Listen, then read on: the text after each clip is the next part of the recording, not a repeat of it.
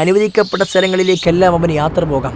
എന്നാൽ പുണ്യം പ്രതീക്ഷിച്ചുകൊണ്ട് ഒരാൾ യാത്ര ചെയ്യുന്നുണ്ടെങ്കിൽ അത് 3 സ്ഥലങ്ങളിലേക്ക് മാത്രമേ പാടുള്ളൂ. ആ വ്ളോഗ് ചെയ്യാൻ അവിടെയുള്ള ഹോട്ടലുകളെ, അവിടെയുള്ള ഭക്ഷണങ്ങളെ, അല്ലെങ്കിൽ അവിടെ മറ്റു കാര്യങ്ങളെയൊക്കെ തങ്ങളുടെ ആവശ്യങ്ങൾക്ക് വേണ്ടി മാത്രം ഏതെങ്കിലുമൊക്കെ രൂപത്തിലും കോലത്തിലുമൊക്കെ അവിടെ പോയിട്ട് മക്ക എന്ന നാടിനെ മോശമാക്കി ചിത്രീകരിക്കുന്ന ഒരവസ്ഥാവിശേഷം ആധുനിക കാലഘട്ടത്തിൽ നമ്മൾ കൂടുതലായി കണ്ടുവരുന്നുണ്ട്. അസ്സലാമു അലൈക്കും വറഹ്മത്തുള്ളാഹി വബറകാതുഹു.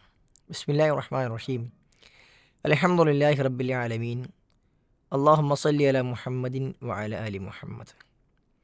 റബ്ബി ഇശ്റഹ് ലി സദ്രി വയസ്സിർ ലി അംരി വഹ്ലുൽ ഉഖ്ദതം മിൻ ലിസാനി യഫ്ഖഹു ഖൗലി.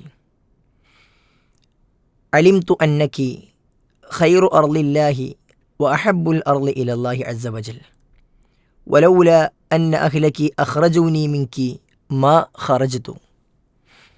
മഹാനായ റസൂലുള്ളാഹി സ്വല്ലല്ലാഹു അലൈഹി വസല്ലം മക്കയിൽ നിന്നും മദീനയിലേക്ക് ഹിജറ പോകുന്ന സന്ദർഭത്തിൽ മക്കയുടെ ബോർഡറിലുള്ള ഹസ്വറ എന്ന് പറയുന്ന ഒരു ഉയർന്ന സ്ഥലത്തേക്ക് എത്തിയ ശേഷം നബി സല്ലല്ലാഹു അലൈഹി വസല്ലം മക്കയിലേക്ക് തിരിഞ്ഞു നോക്കിക്കൊണ്ട് പറഞ്ഞ ചരിത്രത്തിൽ രേഖപ്പെടുത്തപ്പെട്ട വളരെ പ്രധാനപ്പെട്ട ഒരു വാചകമാണിത്.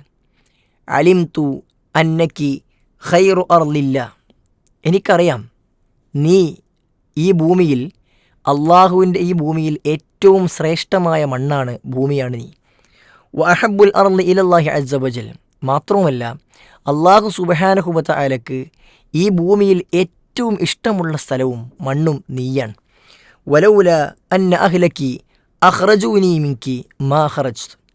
നിൻ്റെ നാട്ടുകാർ, നിൻ്റെ അഹ്ലുകാർ എന്നെ ഈ നാട്ടിൽ നിന്നും പുറത്താക്കിയിട്ടില്ലായിരുന്നെങ്കിൽ ഞാൻ ഒരിക്കലും നിന്നെ വിട്ടേച്ച് പോകുമായിരുന്നില്ല എന്ന് റസൂൽ സല്ലല്ലാഹു അലൈഹി വസല്ലമ പറയുകയാണ്. മദീന എന്നുള്ളത് പ്രവാചകൻ സല്ലല്ലാഹു അലൈഹി വസല്ലമയുടെ വരവോടുകൂടിയാണ് മദീനത്തുർ റസൂൽ എന്ന് പേര് വിളിക്കപ്പെട്ടത്.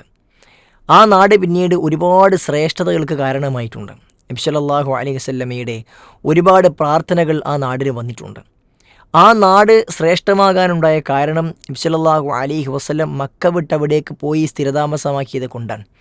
എന്നാൽ മക്കയുടെ അഹ്ലുകാർ, അന്നത്തെ ഖുറൈശികൾ ഇസ്ലാമിൻ്റെ പ്രചാരണത്തിന് തടസ്സം നിന്നില്ലായിരുന്നെങ്കിൽ, നബി സല്ലല്ലാഹു അലൈഹി വസല്ലമയെ പുറത്താക്കിയിട്ടില്ലായിരുന്നെങ്കിൽ പ്രവാചകൻ സല്ലല്ലാഹു അലൈഹി വസല്ലമ മക്കയിൽ തന്നെ നിലനിൽക്കുമായിരുന്നു. അള്ളാഹുവിൻ്റെ തീരുമാനമാണ് അവിടെ നടന്നത്. മക്കയെ ശ്രേഷ്ഠത നേരത്തെ ഉള്ളതാണ്. മദീനയ്ക്ക് പിന്നീട് അള്ളാഹു ശ്രേഷ്ഠത നൽകാനും വേണ്ടി കൂടി തന്നെയാണ് അള്ളാഹു ഇത്തരമൊരു തീരുമാനം എടുത്തിട്ടുണ്ടാവുക. അള്ളാഹുവിൻ്റെ തീരുമാനത്തെ ചോദ്യം ചെയ്യുവാൻ നമ്മൾ ആരും ആളല്ല. എന്നാൽ ഈ സംഭവത്തിൽ നിന്നും, പ്രവാചകൻ സല്ലല്ലാഹു അലൈഹി വസല്ലമയുടെ ഈ വചനത്തിൽ നിന്നും നമ്മൾക്ക് മനസ്സിലാകുന്ന വളരെ പ്രധാനപ്പെട്ട ഒരു കാര്യമുണ്ട്. അതെന്താണ്? അന്നക്കി ഖൈറു അർളില്ല. നിശ്ചയമായി മക്ക എന്നുള്ളത് ഭൂമിയിലെ ഏറ്റവും ശ്രേഷ്ഠമായ സ്ഥലമാണ്. വഅഹബ്ബുൽ ഇലല്ലാഹി അസ്സ വജൽ. അല്ലാഹു സുബ്ഹാനഹു വ തആലക്ക് ഏറ്റവും ഇഷ്ടമുള്ള സ്ഥലവുമാണ് എന്നുള്ളതാണ്. സഹോദരന്മാരെ, സഹോദരിമാരെ, ആ മക്കയുടെ ശ്രേഷ്ഠത നമ്മൾ മനസ്സിലാക്കിയിരിക്കേണ്ടതുണ്ട്. മക്ക എന്ന് പറഞ്ഞാൽ കേവലം നിസാരമായ ഒരു നാടല്ല. ലോകത്തിൻ്റെ വിവിധ ഭാഗങ്ങളിൽ നിന്ന് ആളുകൾ ഹജ്ജിനും ഉംറയ്ക്കും വേണ്ടി ഒരുമിച്ച് ചേരുന്ന പുണ്യഭൂമിയാണ് മക്ക എന്നുള്ളത്. ആ മക്കൾക്ക് ഒരുപാട് ശ്രേഷ്ഠതകളുണ്ട്. വിശുദ്ധ ഖുർആനിൽ അല്ലാഹു സുബ്ഹാനഹു വ തആല 6 പേരുകളിൽ മക്കയെ ഖുർആനിൽ പരാമർശിച്ചിട്ടുണ്ട്. കേവലം ഒരു പേരിൽ മാത്രമല്ല, 6 പേരുകളിൽ. അത് 6 സ്ഥലങ്ങളിലല്ല, 6 പേരുകൾ മക്കയെക്കുറിച്ച് വന്നു. അത് വ്യത്യസ്തമായ സ്ഥലങ്ങളിൽ അല്ലാഹു സുബ്ഹാനഹു വ തആല പലതവണ ആവർത്തിച്ചിട്ടുമുണ്ട്. ഒന്നാമത്തേത് നമ്മൾക്കെല്ലാം അറിയാവുന്നതുപോലെ മക്കയുടെ ഖുർആനിൽ അല്ലാഹു പരാമർശിച്ച പേര് മക്ക എന്ന് തന്നെയാണ്. വിശുദ്ധ ഖുർആനിൽ സൂറത്തുൽ ഫത്ഹിൻ്റെ 24-ാമത്തെ വചനത്തിലാണ് അല്ലാഹു സുബ്ഹാനഹു വ തആല മക്കയെ മക്ക എന്ന് തന്നെ വിശേഷിപ്പിച്ചത്. വഹുവല്ലദീ കഫ്ഫ ഐദിയകും അൻകും വ ഐദിയകും അൻഹും ബിബത്നി മക്ക എന്ന് അല്ലാഹു സുബ്ഹാനഹു വ തആല സൂറത്തുൽ ഫത്ഹിൻ്റെ 24-ാമത്തെ വചനത്തിൽ സൂചിപ്പിച്ചു. രണ്ടാമതായി സൂറത്തു ആലി ഇംറാനിൻ്റെ 96-ാമത്തെ വചനത്തിൽ അല്ലാഹു സുബ്ഹാനഹു വ തആല ആ നാടിനെ വിശേഷിപ്പിച്ചത് ബക്ക എന്നാണ്. ഇന്ന അവ്വല ബൈത്തിൻ വുദിഅ ലിന്നാസി ലല്ലദീ ബിബക്കത മുബാറകൻ വഹുദൽ ലിൽ ആലമീൻ എന്ന് ബക്ക എന്ന് അല്ലാഹു സുബ്ഹാനഹു വ തആല ആ നാടിനെ പേര് വിളിക്കുകയുണ്ടായി. മൂന്നാമത്തേത് സൂറത്തു അൻആമിൻ്റെ 92-ാമത്തെ വചനത്തിലും സൂറത്ത് ശൂറയുടെ 7-ാമത്തെ വചനത്തിലും അല്ലാഹു സുബ്ഹാനഹു വ തആല ആ നാടിനെ വിശേഷിപ്പിച്ചത് ഉമ്മുൽ ഖുറ എന്നാണ്.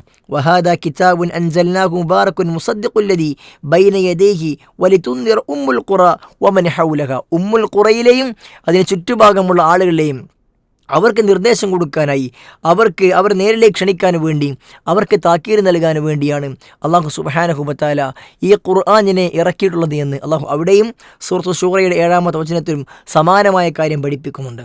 മറ്റൊന്ന് സൂറത്തു തീനിൻ്റെ 3-ാമത്തെ വചനത്തിൽ നമുക്കെല്ലാം മനഃപ്പാടമുള്ളതായ സൂറത്തു തീൻ വത്തീനി വസ്സൈത്തൂൻ എന്ന സൂറത്തിൻ്റെ 3-ാമത്തെ വചനത്തിൽ വഹാദൽ ബലദിൽ അമീൻ, ഈ നിർഭയത്വമുള്ള നാടിനെ കൊണ്ട് അള്ളാഹു സുബ്ഹാനഹു വ തആല സത്യം ചെയ്യുന്നുവെന്ന്. അള്ളാഹു സുബ്ഹാനഹു വ തആല സത്യം ചെയ്യാൻ വേണ്ടി തിരഞ്ഞെടുത്ത ഒരു നാടാണ് അൽ ബലദുൽ അമീൻ എന്ന് വിശേഷിപ്പിക്കപ്പെട്ട മക്ക എന്നത്. അള്ളാഹു സുബ്ഹാനഹു വ തആല അള്ളാഹു ഒന്നിനെ കൊണ്ട് സത്യം ചെയ്യണമെന്നുണ്ടെങ്കിൽ അത് നിസാരമായ ഒരു കാര്യമായിരിക്കുകയില്ല.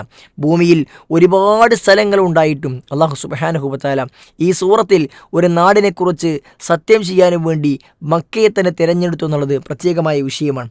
5-ാമത്തേത് അൽ മസ്ജിദുൽ ഹറാം എന്ന് തന്നെ അള്ളാഹു സുബ്ഹാനഹു വ തആല മക്കയെക്കുറിച്ച് വിശേഷിപ്പിച്ചിട്ടുണ്ട്. ഒരുപാട് സ്ഥലങ്ങളിൽ മസ്ജിദുൽ ഹറാം എന്നുള്ളത് ആ പള്ളിയുടെ പേരായി കൊണ്ട് ഖുർആനിൽ പരാമർശിച്ചിട്ടുണ്ടെങ്കിലും സൂറത്തു ഇസ്രാഇൻ്റെ 1-ാമത്തെ വചനത്തിൽ സുബ്ഹാനല്ലദീ അസ്റാ ബി അബ്ദിഹി ലൈലൻ മിനൽ മസ്ജിദിൽ ഹറാമി ഇലൽ മസ്ജിദിൽ അഖ്സ എന്ന് പറഞ്ഞിടത്ത് അൽ മസ്ജിദുൽ ഹറാം എന്നത് പള്ളിയുടെ പേരും അതേപോലെ തന്നെ ആ നാടിനെ വിശേഷിപ്പിക്കാൻ വേണ്ടിയാണ് അള്ളാഹു സുബ്ഹാനഹു വ തആല ആ പേര് പറഞ്ഞത് എന്ന് മുഫസ്സിറുകൾ പഠിപ്പിക്കുന്നുണ്ട്.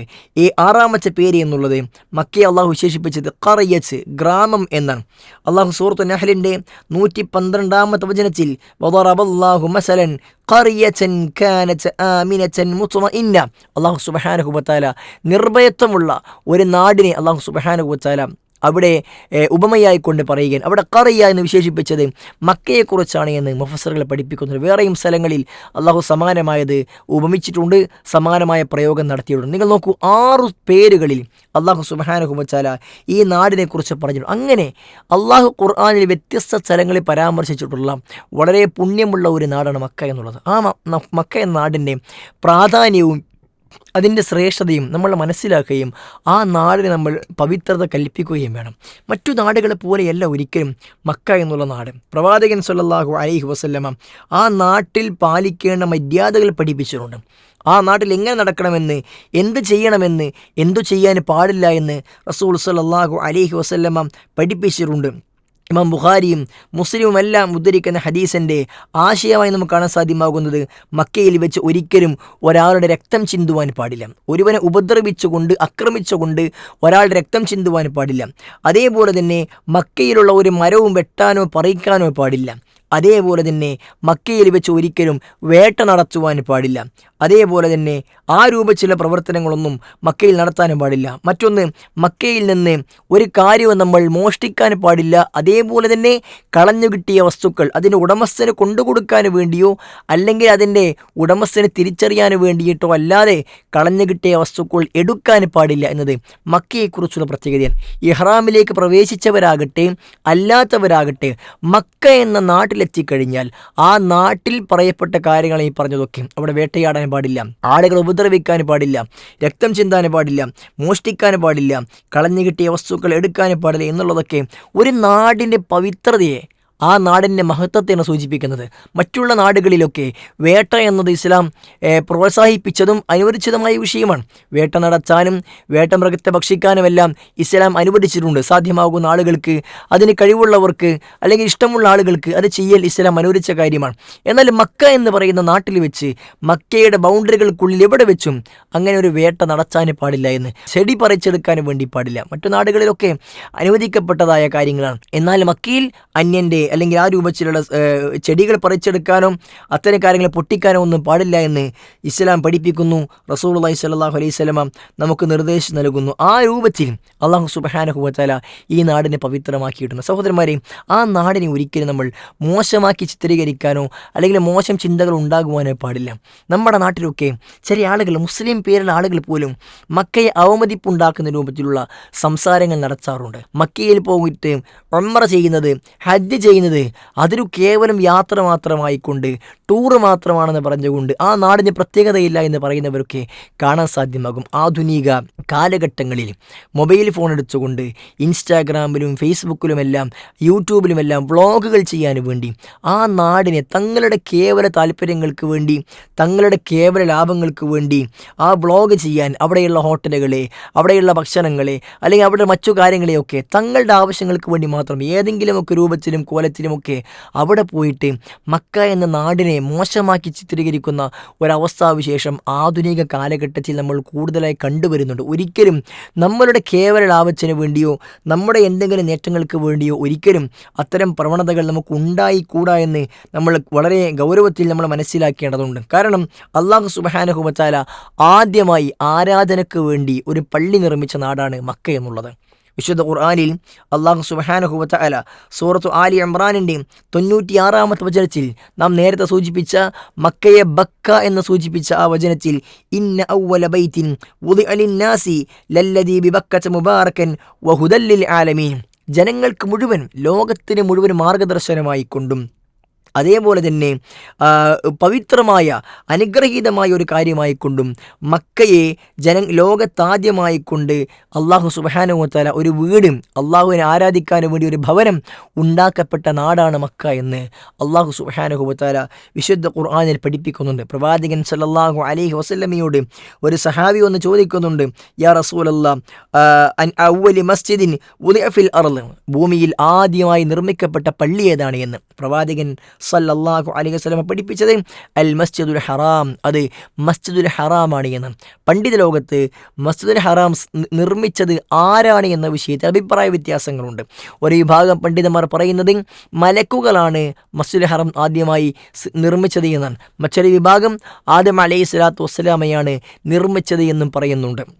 ഹദീസിൻ്റെ ബാക്കിയിൽ രണ്ടാമത് നിർമ്മിക്കപ്പെട്ടത് മസ്ജിദുൽ അഖ്സയാണ് എന്ന് പ്രവാചകൻ സല്ലല്ലാഹു അലൈഹി വസല്ലം പഠിപ്പിക്കുന്നുണ്ട്. അവ രണ്ടിനുമിടയിൽ 40 വർഷത്തെ അന്തരമാണ് ഉള്ളത് എന്നും പ്രവാചകൻ സല്ലല്ലാഹു അലൈഹി വസല്ലം പഠിപ്പിക്കുന്നുണ്ട്. അപ്പോൾ നമുക്ക് മനസ്സിലാകുന്നത് ഇസ്ലാമിലെ ഏറ്റവും ആദ്യമായി, ലോകത്തെ ഏറ്റവും ആദ്യമായി അള്ളാഹുവിനെ ആരാധിക്കാൻ വേണ്ടി നിർമ്മിക്കപ്പെട്ട ഒരു പള്ളി എന്നത് അത് മസ്ജിദുൽ ഹറമാണ്. അത് മലക്കുകളുടെ കരങ്ങൾ കൊണ്ടാണ് നിർമ്മിക്കപ്പെട്ടത് എന്ന് പണ്ഡിത ലോകത്തെ ഒരഭിപ്രായം നമ്മൾ സ്വീകരിക്കുകയാണെങ്കിൽ എത്ര മഹത്വമായ ഒരു പ്രത്യേകതയാണ് ആ പള്ളിക്കുള്ളത്. ആ പള്ളി സ്ഥിതി ചെയ്യുന്നത് മക്കയിലാണ്. പ്രവാചകൻ സല്ലല്ലാഹു അലൈഹി വസല്ലമ നമുക്ക് പഠിപ്പിച്ചിരുന്ന ഒരു യാഥാർത്ഥ്യമാണിത്. മാത്രവുമല്ല, ലോകത്തുള്ള മുസ്ലിങ്ങൾക്ക് തീർത്ഥാടനം ഉദ്ദേശിച്ചുകൊണ്ട്, പുണ്യം പ്രതീക്ഷിച്ചുകൊണ്ട് യാത്ര പോകൽ അനുവദനീയമായ 3 സ്ഥലങ്ങൾ മാത്രമാണുള്ളത്.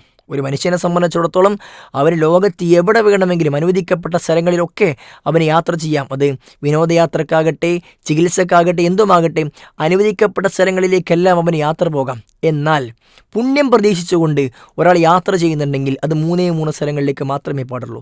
ഏതെങ്കിലും ദർഗയിലേക്കോ, ആരെങ്കിലും ജനിച്ചതോ ആരെങ്കിലും മരിച്ചതോ ആയ സ്ഥലങ്ങളിലേക്കോ ഒന്നും പുണ്യം ആഗ്രഹിച്ചുകൊണ്ട് ഒരു തീർത്ഥയാത്ര നമുക്ക് അനുവദനീയമല്ല. മറിച്ച് തീർത്ഥയാത്ര അനുവദിക്കപ്പെടുന്നത് 3 സ്ഥലങ്ങളിൽ മാത്രമാണ്. അതിൽ ഒന്നാമതായി പ്രവാചകൻ സല്ലല്ലാഹു അലൈഹി വസല്ലം പഠിപ്പിച്ചത് അത് മസ്ജിദുൽ ഹറം അഥവാ മക്കയിൽ സ്ഥിതി ചെയ്യുന്ന ആ പള്ളിയാണ്. പ്രവാചകൻ സല്ലല്ലാഹു അലൈഹി വസല്ലമയോട് എത്രയാണ് റസൂലെ ആ പള്ളിയിൽ നിസ്കരിച്ചാലുള്ള കൂലി എന്ന് ചോദിച്ചപ്പോൾ റസൂൽ സല്ലല്ലാഹു അലൈഹി വസല്ലമ പറഞ്ഞത് 1,00,000 കൂലി എന്നാണ്. ആ സ്ഥലത്ത് വെച്ച് 1,00,000 കൂലി ലഭിക്കുന്നത്. മസ്ജിദുൽ ഹറം എന്നുള്ളത് നമ്മൾ ഇന്ന് കാണുന്ന ഒരു വലിയ കെട്ടിടമാകുന്ന ആ പള്ളി മാത്രമല്ല, മറിച്ച് വലിയൊരു ഹറമിൻ്റെ ബൗണ്ടറി പണ്ഡിതന്മാർ നിശ്ചയിച്ചിട്ടുണ്ട്. മക്ക എന്ന പ്രവിശാലമായ സ്ഥലത്ത് ഹറമിൻ്റെ ബൗണ്ടറി നിശ്ചയിക്കപ്പെട്ടിട്ടുണ്ട്. ആ സ്ഥലങ്ങളിലെല്ലാം ഈ കൂലി അവർക്ക് ലഭിക്കും. അത് മക്കയുടെ മാത്രം പ്രത്യേകതയാണ്. മസ്ജിദ് നബവി എന്ന് പറഞ്ഞാൽ റസൂൽ സല്ലല്ലാഹു അലൈഹി വസല്ലമയുടെ പള്ളി, ഇന്ന് നമ്മൾ കാണുന്നതായ ആ പള്ളിക്കകത്ത് നമസ്കരിച്ചാലാണ് മസ്ജിദ് നബവിയിലുള്ള നിസ്കരിച്ചാൽ പ്രവാചകൻ സല്ലല്ലാഹു അലൈഹി വസല്ലമ ലഭിക്കുമെന്ന് നമ്മളോട് പഠിപ്പിച്ച 1000 ഇരട്ടി കൂലി ലഭിക്കുന്നത്. എന്നാൽ മസ്ജിദ് ഹറം എന്ന് പറഞ്ഞാൽ മക്കയിലെ വിശാലമായ ഹറം ബൗണ്ടറിയിൽ എവിടെ നമസ്കരിച്ചാലും ആ പുണ്യം ലഭിക്കും. അത് മക്കയുടെ മാത്രം പ്രത്യേകതയാണ്. ആ ഹറമിലേക്ക്, മക്കയിലേക്ക് അതിൻ്റെ പ്രത്യേകത പ്രവാചകൻ സല്ലല്ലാഹു അലൈഹി വസല്ലമ നമുക്ക് പഠിപ്പിച്ചു നൽകുന്നുണ്ട്. സഹോദരന്മാരെ, നമ്മൾ അത് കൃത്യമായി കൊണ്ട് മനസ്സിലാക്കാനും അതനുസരിച്ച് കൊണ്ട് പ്രവർത്തിക്കാനും നമ്മൾ സന്നദ്ധമാകേണ്ടതുണ്ട്. അതേപോലെ തന്നെ റസൂലുള്ളാഹി സ്വല്ലല്ലാഹു അലൈഹി വസല്ലമ നമ്മളെ പഠിപ്പിക്കുന്ന, വിശുദ്ധ ഖുർആൻ നമ്മളെ സൂചിപ്പിക്കുന്ന മക്കയുടെ വേറെയും ധാരാളക്കണക്കിന് പ്രത്യേകതകളുണ്ട്. പ്രവാചകൻ സല്ലല്ലാഹു അലൈഹി വസല്ലമയുടെ ഉമ്മത്തിനെ ഖുർആൻ പഠിപ്പിക്കുന്ന ഒരു യാഥാർത്ഥ്യം, ഈ നാട് എന്നുള്ളത് ഒരു നിർഭയത്വത്തിൻ്റെ നാടാണ് എന്നാണ്. പ്രവാചകൻ സല്ലല്ലാഹു അലൈഹി വസല്ലമയുടെ ഉമ്മച്ചിനെ അല്ലാഹു സുബ്ഹാനഹു വ തആല പഠിപ്പിക്കുന്നു, വമൻ ദഖലഹു കാന ആമിനൻ. സൂറത്തു ആലി ഇംറാനിൻ്റെ 97 നാം നേരത്തെ സൂചിപ്പിച്ച അതേ വചനത്തിൽ മക്ക എന്ന് പറയുന്ന ബക്ക എന്ന് പേര് വിളിക്കപ്പെട്ട ആ നാടിലേക്ക് ആര് പ്രവേശിച്ചുവോ കാന ആമിനൻ, അവൻ ആരാണ്? അവൻ നിർഭയനാണ്. ഇബ്രാഹിം അലൈഹി സ്വലാത്തു വസ്സലാം പ്രാർത്ഥിച്ച പ്രാർത്ഥനയാണ് റബ്ബിജ്അൽ ഹാദൽ ബലദ ആമിന. അള്ളാഹുവേ, ഈ നാടിനെ നീ ഒരു സമാധാനപൂർണമായ ഒരു നാടാക്കി മാറ്റണയെന്ന്. വളരെ സമാധാനമാണ് ആ നാട്ടിൽ ലഭിക്കുന്നത്. മുസ്ലിങ്ങളായ ആളുകൾ മാത്രമാണ് ആ നാടിനകത്തുണ്ടാകുന്നത്, വേറെ ആരും ഉണ്ടാകുന്നില്ല. അവിടെ ഒരാൾക്ക് ഏത് സമയത്തും എപ്പോഴും നടന്നു നീങ്ങാനും മാത്രം നിർഭയത്വം ഇന്നും അവിടെയുണ്ട്. ഒരു സ്ത്രീക്ക് ഒറ്റയ്ക്ക് അവിടെ ഇറങ്ങി പള്ളിയിലേക്ക് നടന്നു പോകാനും തങ്ങളുടെ കാര്യങ്ങൾ ചെയ്യാനും അവിടെ സാധ്യമാണ്. കാരണം ഒരാളെ ഉപദ്രവിക്കാൻ പാടില്ല എന്നുള്ളത്, ഒരാളെ പ്രയാസപ്പെടുത്താൻ പാടില്ല എന്നത് ആ നാടിൻ്റെ പ്രത്യേകതയായിക്കൊണ്ട്, ചെയ്യാൻ പാടില്ലാത്ത കാര്യമായിക്കൊണ്ട് റസൂൽ സ്വല്ലല്ലാഹു അലൈഹി വസല്ലമ പഠിപ്പിച്ചിട്ടുണ്ട്. അവിടെ നിന്ന് ഒരാൾ ഉപദ്രവിച്ച് കഴിഞ്ഞാൽ അവന് വലിയ കുറ്റമാണ് ലഭിക്കുന്നത്. കാരണം പവിത്രമാക്കപ്പെട്ട ഒരു നാട്ടിലും പവിത്രമാക്കപ്പെട്ട ഒരു സമയത്തും പവിത്രമാക്കപ്പെട്ട ഒരു സ്ഥലത്തുമെല്ലാം ഒരാൾ ഒരു പുണ്യം ചെയ്താൽ അയാൾക്ക് എത്രത്തോളം കൂലി കിട്ടുമോ അത്ര തന്നെ ഗൗരവമുണ്ട് ഒരു പവിത്രമായ നാടിലും സ്ഥലത്തും സമയത്തും ഒരാൾ തിന്മ ചെയ്താലും ലഭിക്കുന്നത് എന്ന് പണ്ഡിതന്മാർ നമ്മളെ പഠിപ്പിക്കുന്നുണ്ട്. അപ്പോൾ ഒരാൾക്കും അവിടെ പ്രയാസമുണ്ടാവുകയില്ല. ഇബ്രാഹിം അലൈഹി സ്വലാത്തു വസ്സലാം വ്യത്യസ്തമായ പ്രാർത്ഥനകൾ ഈ നാടിന് വേണ്ടി മാത്രം സൂറത്ത് ഇബ്രാഹിമിൻ്റെ വചനങ്ങളിൽ നമുക്ക് കാണുവാൻ സാധ്യമാകും. ആ നാടിനെ നിർഭയത്വമാക്കുവാൻ, ആ നാടിനെ വിഭവസമൃദ്ധമാക്കുവാൻ, ആളുകളുടെ ഹൃദയങ്ങൾ ആ നാട്ടിലേക്ക് അടുപ്പിക്കുവാൻ, ആ നാടിനോട് സ്നേഹമുണ്ടാകുവാൻ എല്ലാം ആ പ്രവാചകൻ ആ നാടിന് വേണ്ടി പ്രാർത്ഥിച്ചിട്ടുണ്ട്. ആ പ്രാർത്ഥനകൾ ധാരാളം കിട്ടിയ നാടിന് ഒരു വലിയ പ്രത്യേകതയും ശ്രേഷ്ഠതയും ഉണ്ട് എന്ന് നമ്മൾ മനസ്സിലാക്കേണ്ടതുണ്ട്. അതുകൊണ്ട് തന്നെ ആ നാടിനെ ഒരിക്കലും നമ്മൾ മോശമാക്കുവാനോ പ്രയാസപ്പെടുത്തുവാനോ അല്ലെങ്കിൽ ആ നാടിൻ്റെ എന്തെങ്കിലും ഒരു ഗുണം നഷ്ടപ്പെടുത്തുന്ന, പവിത്രത നഷ്ടപ്പെടുത്തുന്ന പ്രവർത്തനം നമ്മൾ ചെയ്യുവാനും വേണ്ടി പാടില്ല. ആ കാര്യവും അല്ലാഹു സുബ്ഹാനഹു വ തആല നമ്മളെ പഠിപ്പിക്കുന്നുണ്ട്. സൂറത്തുൽ ഹജ്ജിൻ്റെ 25 വചനത്തിൽ മക്കയെക്കുറിച്ച് പറഞ്ഞെടുത്ത് അല്ലാഹു സുബ്ഹാനഹു വ തആല മസ്ജിദുൽ ഹറമിനെക്കുറിച്ച് പറഞ്ഞെടുത്ത് പറയുന്നു, വമൻ യുരിദ് ഫീഹി ബിഇൽഹാദിൻ ബിദുൽമിൻ നുദിഖുഹു മിൻ അദാബിൻ അലീം.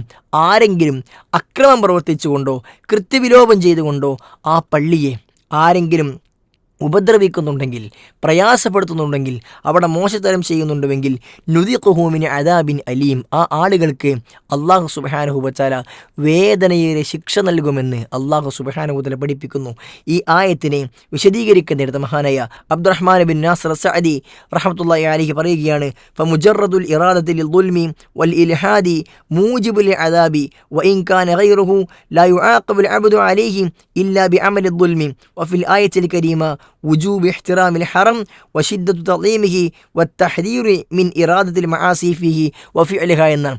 അഥവാ ഈ നാടിനെ അക്രമം പ്രവർത്തിക്കുക എന്ന് പറഞ്ഞ ആ വാക്കുകൾ കൊണ്ട് തന്നെ അങ്ങനെ ചെയ്യുന്ന ആളുകൾക്ക് അള്ളാഹുവിൻ്റെ ശിക്ഷ ലഭിക്കുമെന്ന് അള്ളാഹുവിടെ ഉറപ്പിച്ച് പറയുകയാണ്. ആ പ്രവർത്തനം കൊണ്ട് തന്നെ ളുൽമാകുന്ന, അക്രമമാകുന്ന ആ പ്രവർത്തനം കൊണ്ട് തന്നെ അവൻ അള്ളാഹുവിൻ്റെ ശിക്ഷ നിർബന്ധമാകുന്നു എന്ന് അള്ളാഹു പഠിപ്പിക്കുന്നു. അതേപോലെ തന്നെ ഈ ആയത്തിൽ ഹറമിനെ അതിനെ ഇഹ്തിറാം ചെയ്യണമെന്ന്, അതിനെ ബഹുമാനിക്കണമെന്നത് നിർബന്ധമാണ് എന്ന് ഈ ആയത്തെ പഠിപ്പിക്കുന്നു. അതേപോലെ തന്നെ അതിൻ്റെ പവിത്രത എത്രത്തോളം ഉണ്ട് എന്ന് പഠിപ്പിക്കുന്നു. അവിടെ തിന്മകൾ ചെയ്യാൻ പാടില്ല എന്ന വിഷയത്തിൽ ജനങ്ങൾക്കുള്ള താക്കീതും ഈ ആയത്തിലുണ്ട് എന്നാണ്. അപ്പോൾ മക്കയിൽ വെച്ച്, ഹറമിൽ വെച്ച് അതിനെ മോശമാക്കുന്ന പ്രവൃത്തികൾ ഒരാളും ചെയ്യാൻ പാടില്ല എന്ന് വിശുദ്ധ ഖുർആനിലൂടെ അല്ലാഹു സുബ്ഹാനഹു വ തആല നമ്മളെ പഠിപ്പിക്കുന്നു. സഹോദരന്മാരെ, അതുകൊണ്ട് തന്നെ മക്കയുടെ ശ്രേഷ്ഠത എന്നുള്ളത് ഒരിക്കലും പറഞ്ഞാൽ തീരുന്ന ഒരു കാര്യമില്ല. ധാരാളക്കണക്കിന് ആയത്തുകളിലൂടെ, ഹദീസിലൂടെ അള്ളാഹുവും ഖുർആനും ഇത് പഠിപ്പിച്ച് നൽകിയിട്ടുണ്ട്. പണ്ഡിതന്മാർ ഈ വിഷയത്തിൽ മാത്രം പ്രത്യേകം ഗ്രന്ഥങ്ങൾ പോലും രചിച്ചിട്ടുണ്ട്. അത്രയധികം പ്രാധാന്യം ഈ നാടിനുണ്ട്. കാരണം മുസ്ലിങ്ങളുടെ ഖിബില എന്നുള്ളത് അത് മക്കയിലാണുള്ളത്. മുസ്ലിങ്ങൾ അവരുടെ നിർബന്ധമായ ഇസ്ലാമിൻ്റെ പഞ്ചസ്തംഭങ്ങളുടെ പൂർത്തീകരണത്തിന് വേണ്ടി അവർ ഹജ്ജിന് പോകുന്നത് ആ നാട്ടിലേക്കാണ്. അതുകൊണ്ട് തന്നെ ആ നാടിൻ്റെ പ്രത്യേകതയും ആ നാടിൻ്റെ പ്രാധാന്യവും ആ നാടിൻ്റെ മഹത്വവും നമ്മൾ മനസ്സിലാക്കുവാനും അതിനെ ആദരിക്കുവാനും അതിനോട് അനാദരവുണ്ടാക്കുന്ന എല്ലാ വാക്കിൽ നിന്നും പ്രവൃത്തികളിൽ നിന്നും മാറി നിൽക്കുവാനും നമ്മൾ ശ്രദ്ധിക്കേണ്ടതുണ്ട്. അല്ലാഹു സുബ്ഹാനഹു വ തആല കാര്യങ്ങൾ കൃത്യമായി പഠിക്കാനും മനസ്സിലാക്കാനും അതനുസരിച്ച് പ്രവർത്തിക്കാനുമുള്ള തൗഫീഖ് നമ്മൾക്കെല്ലാം നൽകുമാറാകട്ടെ. വസല്ലല്ലാഹു അലാ മുഹമ്മദിൻ വ അലാ ആലി മുഹമ്മദ് വൽഹംദുലില്ലാഹി റബ്ബിൽ ആലമീൻ. വസ്സലാമു അലൈക്കും വറഹ്മത്തുള്ളാഹി വബറകാതുഹു.